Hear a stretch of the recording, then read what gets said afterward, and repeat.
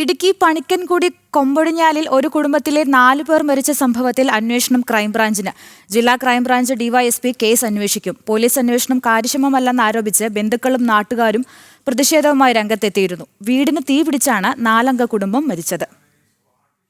കഴിഞ്ഞ മെയ് 9-ാം തീയതിയാണ് ശുഭ, മക്കളായ അഭിനന്ദ്, അഭിനവ്, ശുഭയുടെ മാതാവ് പൊന്നമ്മ എന്നിവരെ വീടിനുള്ളിൽ മരിച്ച നിലയിൽ കണ്ടെത്തിയത്.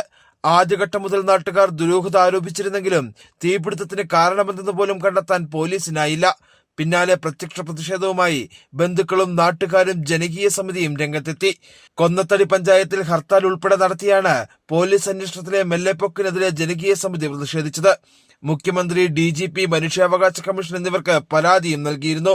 പ്രതിഷേധം ഹർത്താൽ ഉൾപ്പെടെയുള്ള പരിപാടികളിലേക്ക് കടന്നതിന് പിന്നാലെയാണ് അന്വേഷണം ജില്ലാ ക്രൈംബ്രാഞ്ചിന് കൈമാറി ഉത്തരവ് പുറത്തിറങ്ങിയത്. അന്വേഷണ ചരിത്രത്തിൽ ആദ്യമായി സംഭവം നടന്ന സമയത്തെ സാറ്റലൈറ്റ് ചിത്രങ്ങൾ തേടി പോലീസ് ISROയ്ക്ക് കത്ത് നൽകിയിരുന്നു. സംശയനിഴലിലുള്ള അയൽവാസിയുടെ മൊബൈൽ, ലാപ്ടോപ്പ് എന്നിവയുടെ ശാസ്ത്രീയ പരിശോധനാ റിപ്പോർട്ട് ഇതുവരെയും ലഭിച്ചിട്ടില്ല. ജനം, ഇടുക്കി.